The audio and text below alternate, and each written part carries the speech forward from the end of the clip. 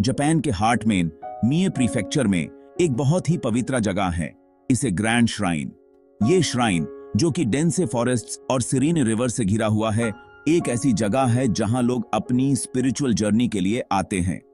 Japanese लोगों के लिए यह जगह बहुत स्पिरिचुअल इंपॉर्टेंस रखती है। हर साल हजारों लोग यहां आते हैं अपनी मन्नत मांगने और अपने दिल को शांति देने के लिए। ये एक ऐसी जगह है जहां लोग अपने अस्तित्व को महसूस करते हैं। ये जापान का सबसे ज्यादा सेक्रेड शिंतो श्राइन है जो अमातेरासु ओमिकामी को डेडिकेटेड है, जो कि सुन गॉडेस हैं और जापानीज इंपीरियल फैमिली के एंसेस्टर्स हैं। अमातेरासु ओमिकामी को यहाँ हर दिन पूजा और रिचुअल्स के थ्रू याद किया जाता है। ये श्राइन सिर्फ एक बिल्डिंग नहीं है, ये जापानीज हिस्ट्री, बिलीफ्स और नेचर के साथ उनके यूनिक रिलेशनशिप का लिविंग एम्बॉडीमेंट है। हर पाथ, हर ट्री और हर स्ट्रक्चर यहाँ एक कहानी सुनाता है जो पुराने जमाने से जुड़ी हुई है, बड़े बड़े टेम्पल्स और स्ट्रक्चर्स से अलग। इसी श्राइन सिंप्लिसिटी और प्योरिटी को एम्ब्रेस करता है। यहाँ का हर एलिमेंट, चाहे वो वुडन बीम्स हो या सिंपल लाइंस, एक डीप सेंस ऑफ पीस और ट्रैंक्विलिटी को रिफ्लेक्ट करता है। यहाँ की आर्किटेक्चर, जिसे शिनमेज़ुकुरी कहते हैं, वो जापान के एंशिएंट आर्किटेक्चरल स्टाइल्स का सेलिब्रेशन है, जो उन दिनों की याद दिलाता है जब बुद्धिज्म जापान में आया भी नहीं था।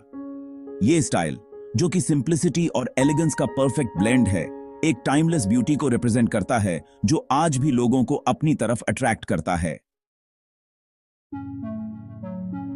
इसे ग्रैंड श्राइन की ओरिजिन बहुत पुरानी है, 2000 साल से भी ज्यादा पुरानी। लेजेंड्स कहते हैं कि अमातेरासु, जो कि सुन गॉडेस हैं, वो हेवन से उतरी थी और उन्होंने इस जगह को अपना ड्वेलिंग प्लेस चुना था। इससे डिवाइन और अर्थली रेल्म के बीच एक सेक्रेड पैक्ट की शुरुआत हुई। श्राइन की हिस्ट्री जापान की हिस्ट्री से जुड़ी हुई है। सदियों से एम्परर्स यहाँ इसे की पिलग्रिमेजेस पे आते रहे हैं, गाइडेंस मांगने और प्योर नेशन की वेलबीइंग के लिए प्रेयर्स ऑफर करने। डिवाइन और इंपीरियल लाइन के बीच का ये अनब्रोकन लिंक श्राइन की जापानीज कल्चर में एंड्यूरिंग इंपॉर्टेंस को शो करता है। इसे ग्रैंड श्राइन को जो चीज ट्रूली अलग बनाती है वो है इसकी रिन्यूअल की यूनिक ट्रेडिशन। ये ट्रेडिशन सिर्फ एक कल्चरल प्रैक्टिस नहीं है, बल्कि एक स्पिरिचुअल जर्नी है जो हर जनरेशन को अपने रूट से जोड़ने का काम करती है। हर 20 साल में श्राइन बिल्डिंग्स को केयरफुली डिसमेंटल करके उन्हें फिर से एक एडजेसेंट साइट पे बिल्कुल न्यू बनाया जाता है। ये प्रोसेस एक इंट्रिकेट और डिटेल्ड प्लानिंग का हिस्सा होता है।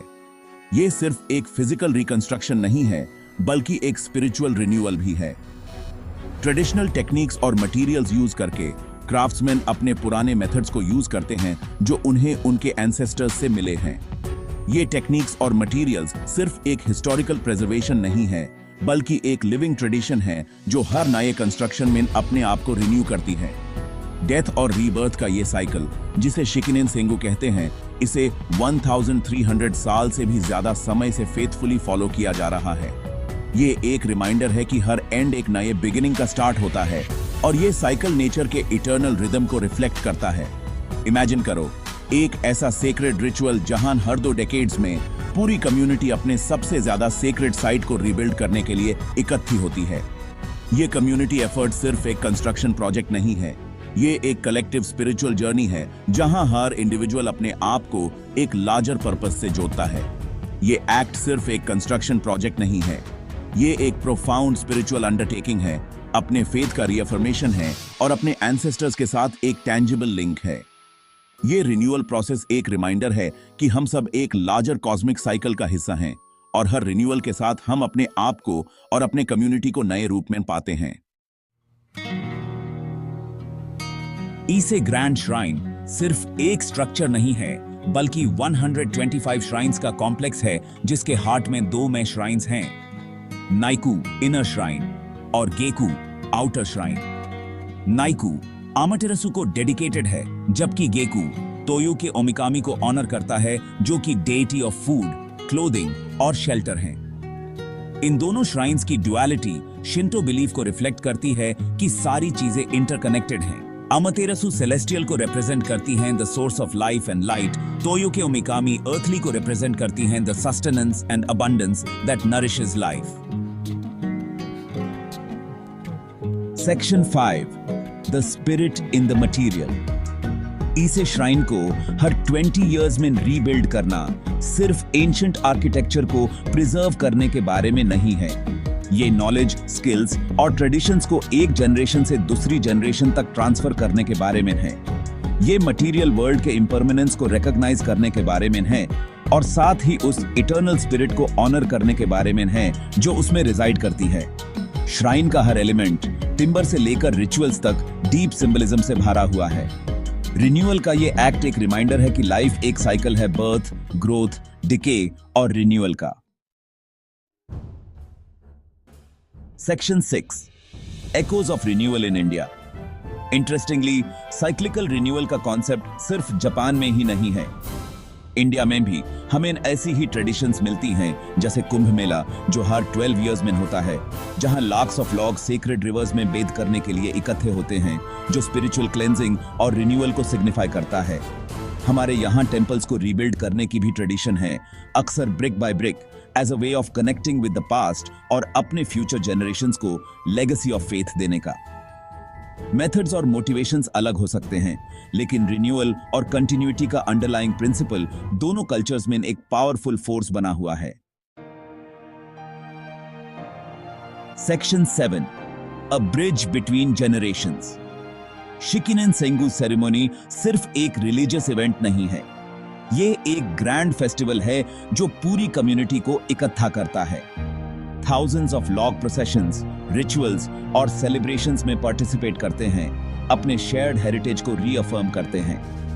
Imagine करो वो excitement जब community new shrine structures को उठते हुए देखती है। हवा anticipation और reverence से भरी होती है। ये shared experience एक powerful bond create करता है जो generation से भी आगे लोगों को unite करता है। Section 8, The Sacred Forest and Imperial Patronage।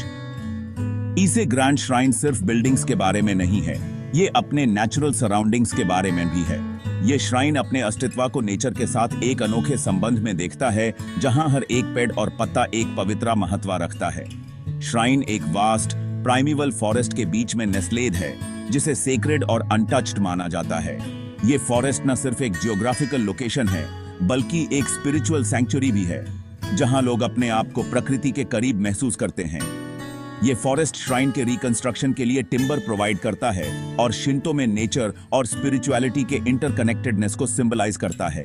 हर 20 साल में श्राइन को नया रूप दिया जाता है और इस प्रक्रिया में फॉरेस्ट से लिए गए टिम्बर का इस्तेमाल होता है, जो एक नई शुरुआत और रिजेनरेशन का प्रतीक है। हिस्ट्री में जापानीज एम्परर्स इसे ग्रैंड श्राइन के स्टॉन्च पेट्रन्स रहे हैं, ट्रेडिशन और नेशनल आइडेंटिटी को अपहोल्ड करने में इसकी इंपॉर्टेंस को रिकॉग्नाइज करते हुए। एम्परर्स ने हमेशा श्राइन को एक आध्यात्मिक और राष्ट्रीय विरासत के रूप में देखा है और इसकी रक्षा और समर्थन में अपना योगदान दिया है। आज भी इंपीरियल फैमिली श्राइन के रिचुअल्स में एक सिग्निफिकेंट रोल प्ले करती है, जापानीज कल्चर में स्पिरिचुअल और सेक्युलर के बीच डीप कनेक्शन को हाईलाइट करते हुए।